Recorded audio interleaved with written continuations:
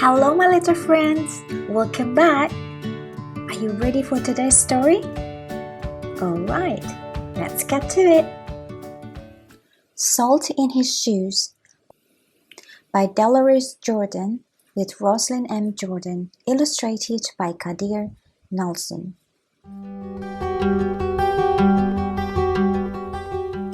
Michael loved to play basketball.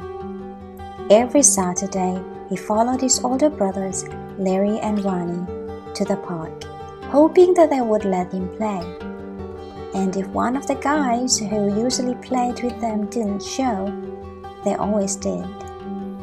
But there was one problem. His name was Mark, and he was the tallest boy on the court. "What's the matter, Mikey? Too short?"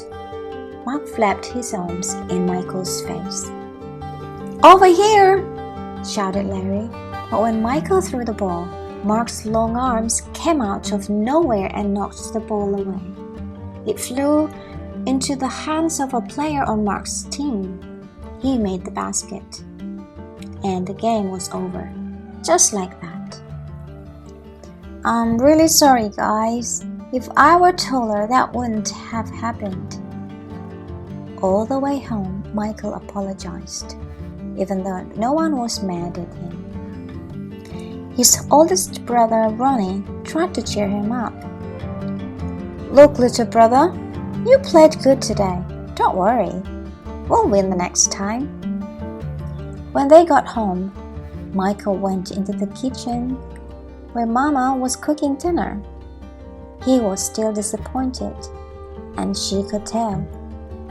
"You guys lost again today, huh?" Michael nodded. He sat quietly for a minute, then said, "Mama, how can I grow taller?" Now, Mama knew the answer to a lot of questions, but this was a tough one. She thought for a moment as she sprinkled salt and pepper on the chicken she was making for dinner. Then she smiled, looked at Michael, and said, "Salt." "Salt?" Michael looked at his mama. "Salt in your shoes. We'll put salt in your shoes and say a prayer every night. Before you know it, you'll be taller," she replied. "Salt in my shoes?" Michael said quietly to himself. Surely Mama was teasing. He sat staring out of the window, trying to figure out how salt was going to help him grow. He noticed the rose bushes outside in Mama's garden. They had grown high along the fence, and roses of all colors were blooming on the vines. He thought to himself, "I remember when Mama first planted those bushes." Michael's face lit up. If Mama knows how to make those rose bushes grow taller, then maybe she's right. Maybe salt in my shoes really will help me grow. Growing more excited, Michael trilled around and started asking lots of questions. "Mama, how long will it take? And how tall do you think I'll get?" Smiling, Mama sat down next to him and explained. "In order for these to work, the most important things you have to do are be patient and listen to what I tell you, and say your prayers every night." Listening carefully, Michael shook his head.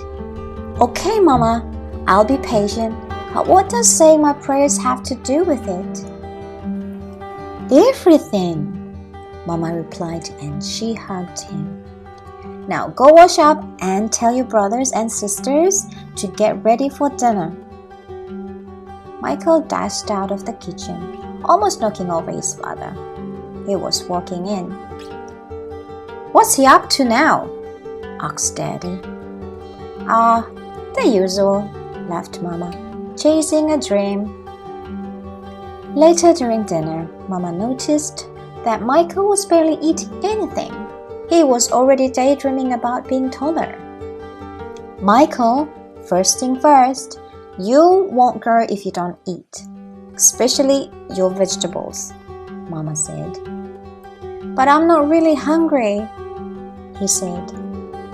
Raising her eyebrows, Mama gave him a stern look. Slowly, Michael picked up his fork and began to eat. Minutes later, his plate was clean and he was asking for more. That evening at bedtime, Michael set his favorite game shoes on the floor next to the growth chart hanging on the wall. Then, he put on his pajamas, said his prayers, and jumped into bed. When Mama came in, Michael was fast asleep.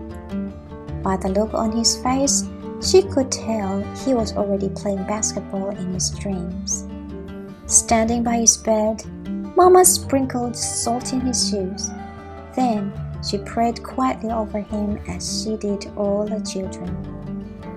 Dear God, please help Michael to be the best he can be and give him best in all that he does. And Lord, could you please make him just a little bit taller tomorrow than he is today? Thank you. Amen. After that night, Michael wore his favorite game shoes everywhere he went, even to church.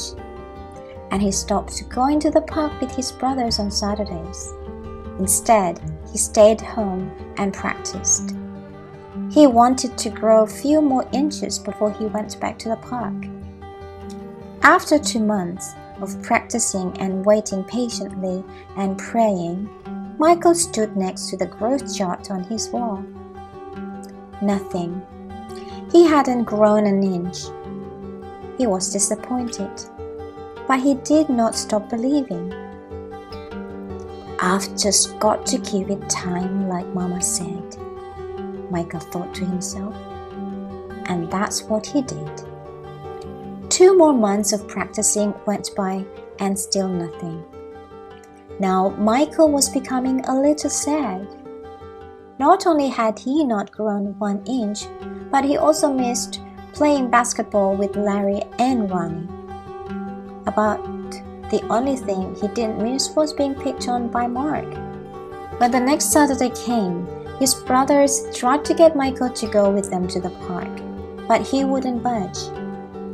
Mama had begun to worry. When she saw Michael sitting alone on the steps, she said to Daddy, "Maybe you should go out and talk to him." So Daddy went out and sat with Michael. "What's wrong, son? You haven't gone to the park with your brothers for a while now. Are you okay?"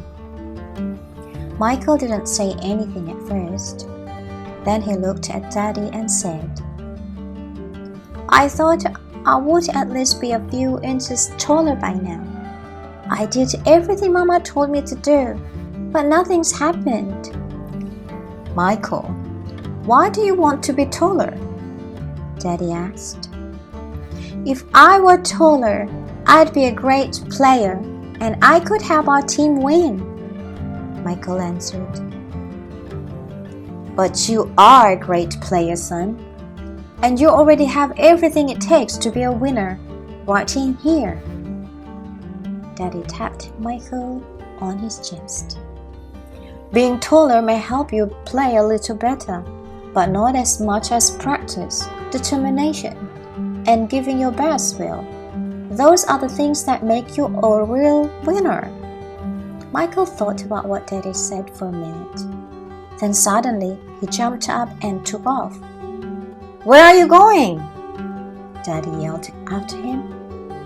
"I've got a game today and I'm late," Michael yelled back. When Michael reached the park, the game had started. He sat on the bench hoping he would get a chance to play, and he did. The game was almost over and the score was tied when John, one of the guys on Michael's team, fell and hurt himself. Here was Michael's chance.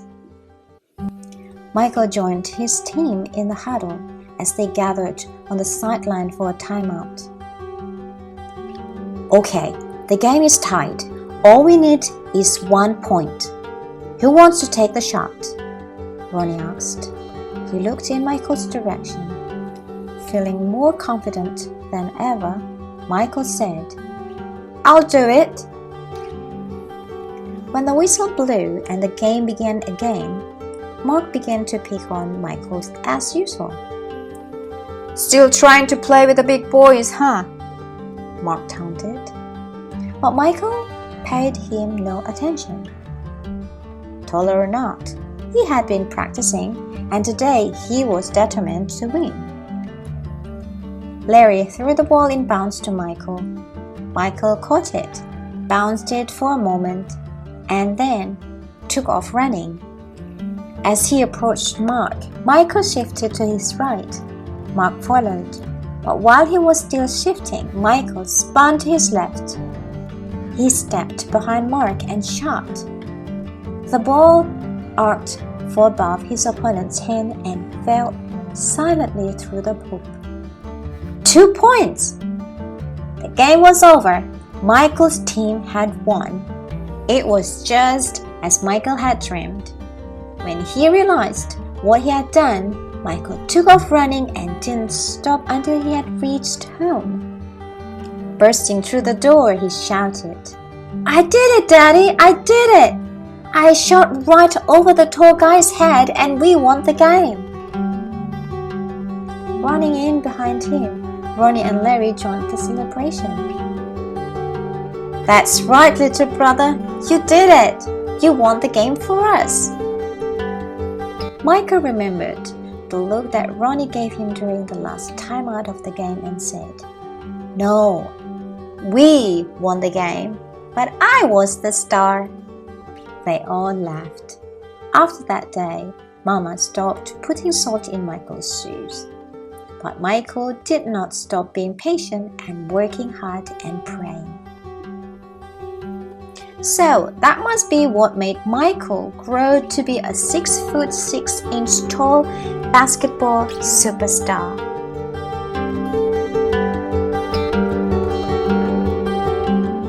Thank you for being good listeners, and I'll see you again in the next reading. Bye for now.